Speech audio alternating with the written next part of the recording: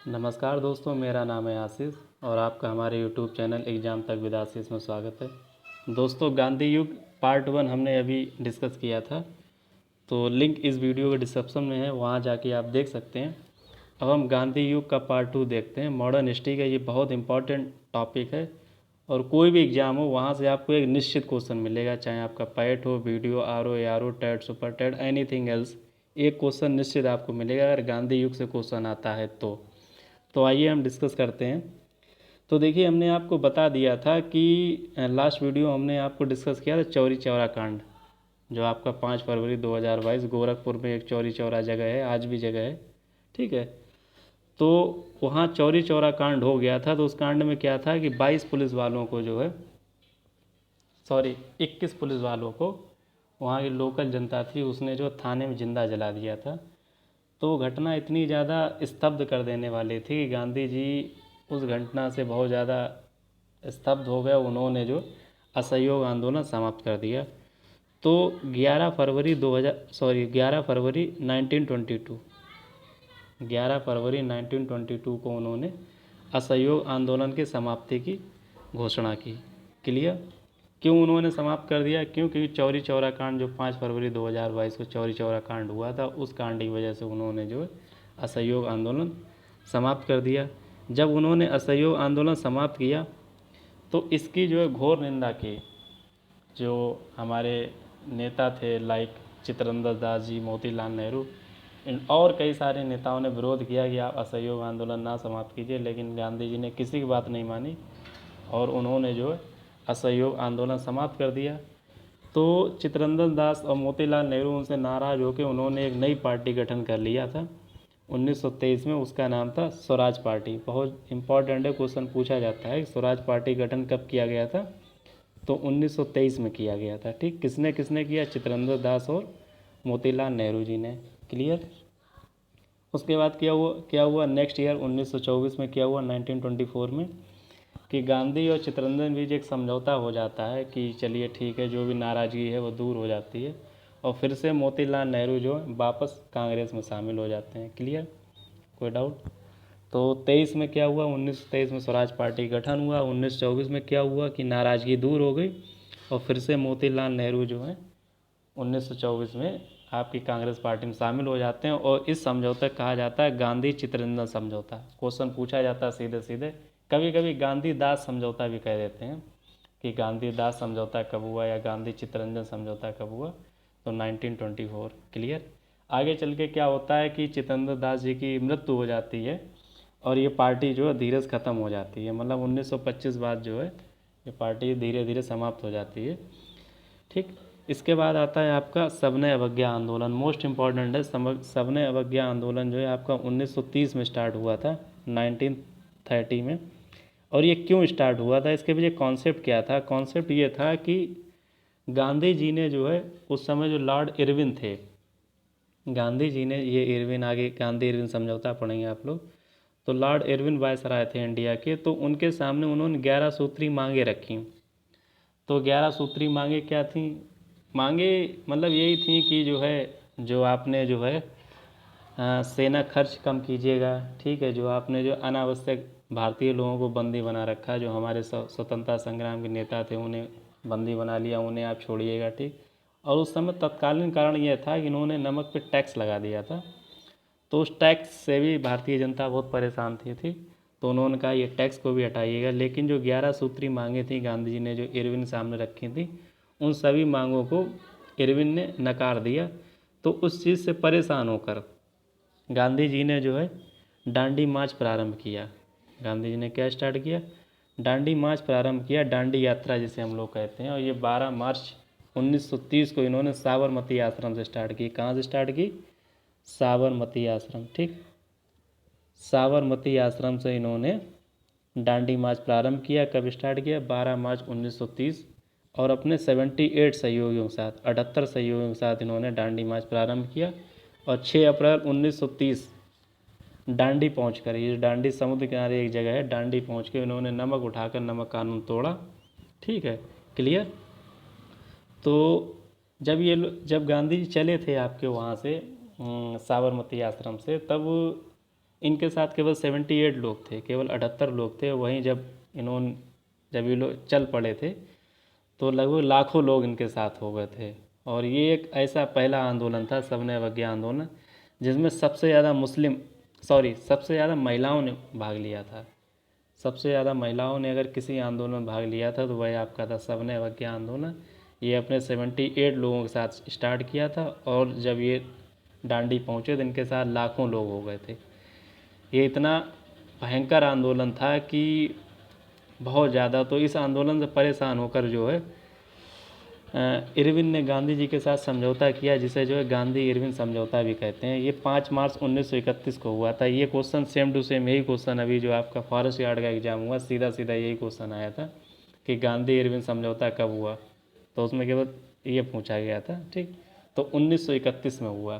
Clear, कोई doubt? किसकी वजह से हुआ, कभी कभी ये भी पूछ लिया जाता है गांधी इरविन समझौता किन कारणों की वजह से हुआ, तो सविनय अवज्ञा आंदोलन के कारण हुआ। ठीक, तो समझौता हो जाता है। उसके बाद क्या होता है, एक और समझौता एग्जाम में खूब पूछा जाता है आपका, वो है आपका पूना पैक्ट समझौता। अभी हम आपको आगे बताएंगे कि पूना पैक्ट समझौता आखिरकार है क्या। पूना पैक्ट समझौता है क्या, हम आपको बता दें कि अभी डिस्कस करेंगे थोड़ा सा आगे। ये समझौता जो है गांधी जी और अम्बेडकर जी के मध्य हुआ था। अभी हम आपको आगे बताएंगे कि पूना पैक्ट समझौता जो है गांधी और अम्बेडकर के मध्य हुआ था। कब हुआ था, तो 26 सितंबर 1932 को 1932 में हुआ था। 3 समझौते आप याद कर लीजिएगा, बहुत एग्जाम पूछे जाते हैं। पहला है 1924 गांधी चितरंजन समझौता, दूसरा है 1931 गांधी इरविन समझौता और तीसरा है पूना पैक्ट समझौता। ठीक, तो ये किन किन के मध्य हुआ था, गांधी और अम्बेडकर जी के मध्य हुआ था। ठीक, क्लियर, आगे बढ़ते हैं हम। आगे क्या है कि 1932 बाद 1933 में गांधी जी ने क्या किया था, हरिजन पत्रिका का प्रकाशन किया था। क्वेश्चन पूछा जाता है सीधे सीधे कि हरिजन पत्रिका का प्रकाशन कब हुआ था, तो 1933 में। कब हुआ था हरिजन पत्रिका प्रकाशन, 1933 में। क्लियर, किसने किया था, गांधी जी ने, ये तो कॉमन सी बात है। ठीक, इसके बाद देखिए गोलमेज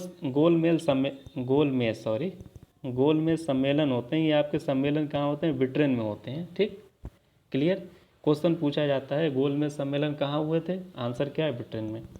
ये भी क्वेश्चन पूछा जाता है कि जब गोलमेज सम्मेलन हुए थे तो ब्रिटेन के प्रधानमंत्री कौन थे, तो ब्रिटेन प्रधानमंत्री कौन थे, रैमजे मैकडोनाल्ड। क्लियर, अगर आपसे पूछा जाए जब आपके गोलमेज सम्मेलन हुए थे तो ब्रिटेन पीएम कौन थे, रैमजे मैकडोनाल्ड पीएम थे। ठीक, गोलमेज सम्मेलन हुए कब कब, ये भी आप थोड़ा देख लीजिएगा।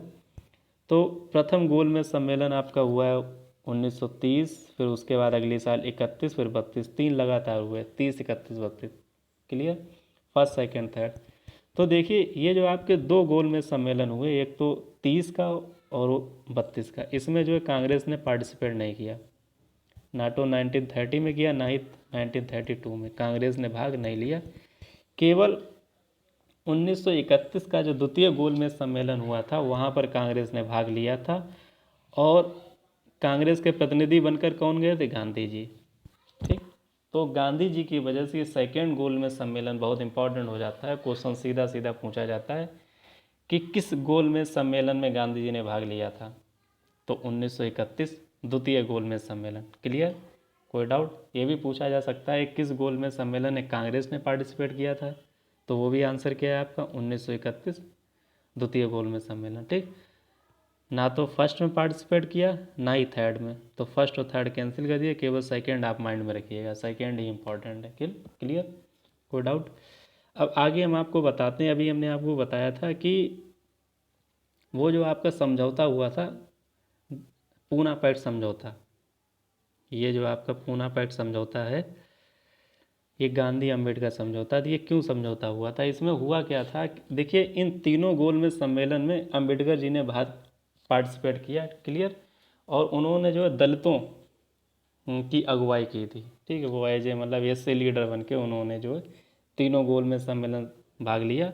ठीक, तो क्या हुआ था, जब तीसरा गोलमेज सम्मेलन हुआ था तो अम्बेडकर जी को जो है ब्रिटेन की तरफ से भारत में 71 पृथक निर्वाचन चुनाव क्षेत्र दिए गए थे। ऐसी घोषणा कर दी गई थी कि एससी जो हैं उनके लिए 71 पृथक निर्वाचन चुनाव क्षेत्र होंगे। कहने मतलब है कि उनका क्षेत्रीय अलग कर दिया जाएगा कि आप अपने क्षेत्र में रहिए, ठीक। तो ये घटना जो थी एक तरह से भारतीय राष्ट्रीय आंदोलन को तोड़ने की और हिंदुओं को तोड़ने की घटना थी। उनका कहीं ना कहीं उद्देश्य ये था कि हिंदू जो है एससी और जनरल में टूट जाएंगे तो हिंदुओं में बंटवारा हो जाएगा और इस वजह से भारतीय राष्ट्रीय जो आंदोलन है वो कमज़ोर पड़ जाएगा। तो जब अंबेडकर जी आपके आते हैं वापस इंडिया में, तो गांधी जी बहुत ज़्यादा नाराज़ होते हैं और वो अनशन में बैठ जाते हैं, ठीक। और फाइनली क्या होता है कि गांधी और अम्बेडकर जी के मध्य एक समझौता होता है जिसे हम लोग पूना पैक्ट समझौता कहते हैं। उसमें गांधी जी ये बात रखते हैं कि आप पृथक चुनाव क्षेत्र मत लीजिएगा, हम आपको जो है रिजर्व सीटें दे देंगे। उन्होंने जो आरक्षित सीटों की संख्या बढ़ा दी और उन्होंने आरक्षित सीटों की संख्या बढ़ा के कर दी 147, 147। उन्होंने कहा कि आप आरक्षित सीटों की संख्या बढ़ा लीजिए लेकिन पृथक चुनावी क्षेत्र मत लीजिए। है क्या कि पृथक चुनावी क्षेत्र ले जाने से फिर जो क्षेत्रवाद बढ़ जाता है, ठीक है। तो उन्होंने जो है मतलब आरक्षित सीटों की संख्या बढ़ा के 147 कर दी लेकिन पृथक चुनावी क्षेत्र जो है कैंसिल कर दिया, ठीक। तो इस समझौते क्या कहा गया, गांधी इरविन समझौता क्या गया। क्लियर, आगे बढ़िएगा। आगे देखिए। हाँ, तो ये गोलमेज सम्मेलन हो गया था आपका। उसके बाद है 1940 में होता है व्यक्तिगत सत्याग्रह। बहुत इंपॉर्टेंट है, क्वेश्चन सीधा सीधा पूछा जाता है आपसे कि व्यक्तिगत सत्याग्रह कब हुआ था। 1940 में हुआ था। क्यों हुआ था आप समझ लो।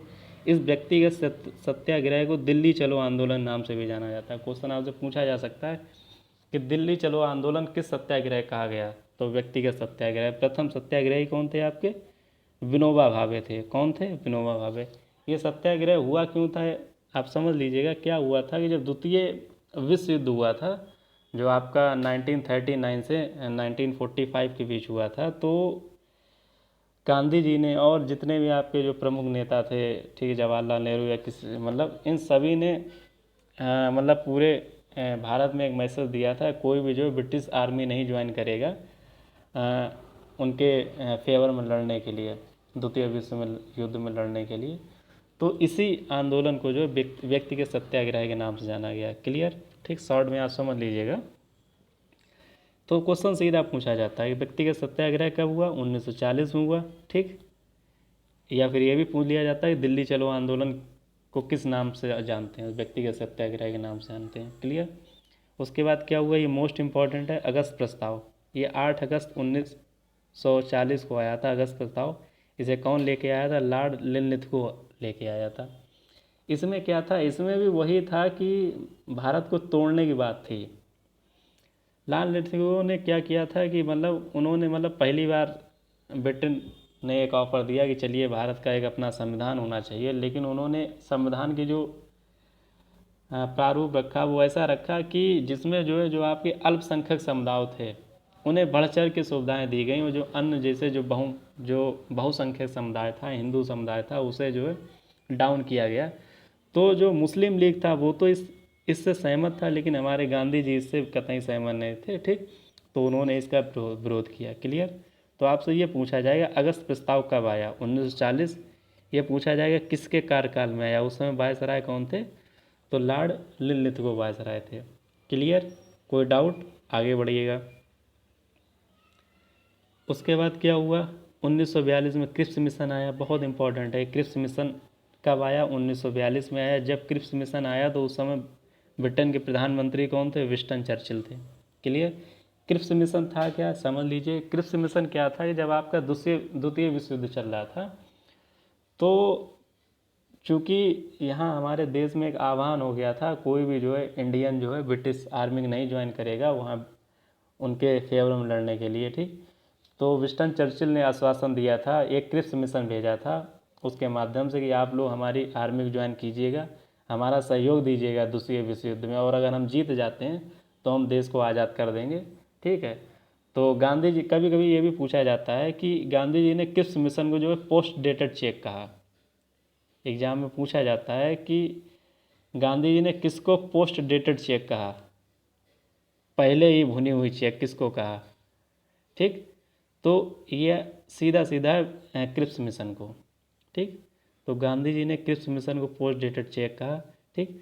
तो चूंकि पहली बार धोखा खा चुके थे हम लोग, क्या धोखा खा चुके थे कि जब प्रथम विश्व युद्ध हुआ था तब भी इन लोगों ने यही वादा किया था कि हम देश को आज़ाद कर देंगे, लेकिन इन्होंने वादा नहीं किया, वादा नहीं निभाया। इसी वजह से इस बार जो है इनकी बात को नकार दिया गया।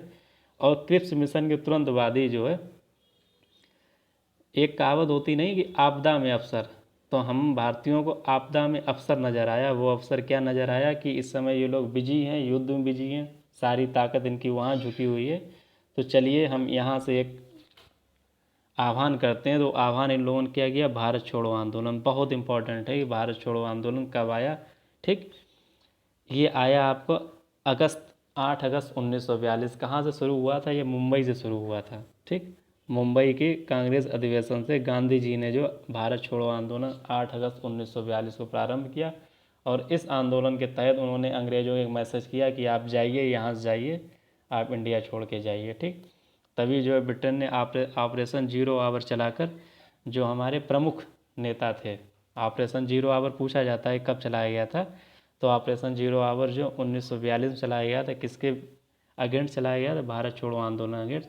तो ऑपरेशन जीरो आवर चलाकर जो हमारे प्रमुख नेता थे, महात्मा गांधी, जवाहरलाल नेहरू, मोतीलाल नेहरू, ठीक है, इन सभी नेताओं को जो है आगा खां पैलेस में गिरफ्तार करके बंदी बना लिया गया। मतलब इन लोगों को जो है कैद कर लिया गया आगा खां पैलेस में। ये आगा खां पैलेस भी पूछा जाता है कहाँ पर उन लोगों को गिरफ्तारी की गई थी, आगा खां पैलेस।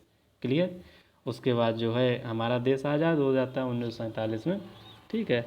और जो है 30 जनवरी 1948 को जो है गांधी जी की दिल्ली में मृत्यु हो जाती है, ठीक। नाथूराम गोडसे जी जो है उन्हें गोली मार देते हैं, मान लो उनका कोई अपना कारण रहा, ठीक। वो बातें हम बाद में करते हैं, ठीक है।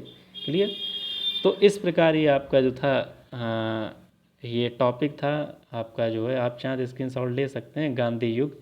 और आप विश्वास कीजिएगा कि यदि आप इसे 2 से 3 बार पढ़ लेते हैं तो क्वेश्चन इससे बाहर नहीं जाएगा। चाहे आपका पैट एग्ज़ाम हो, चाहे उसके बाद पैट के बाद जो अन्य आपकी परीक्षाएं होंगी उनका एग्ज़ाम हो, ठीक, चाहे VDO, R O A R O, TET, super TET, PCS, कुछ भी हो, यदि गांधी युग से क्वेश्चन आता है, गांधी जी से रिलेटेड क्वेश्चन कोई आता है, तो इन्हीं 2 वीडियो में से आएगा। विश्वास आप मानिएगा, 2 से 3 बार आप वीडियो देख लीजिए, नोट्स बना लीजिए, यहाँ से क्वेश्चन बाहर नहीं जाएगा, ठीक। तो चलिए नमस्कार, गुड बाय, फिर हम लोग नेक्स्ट वीडियो में चर्चा करते हैं।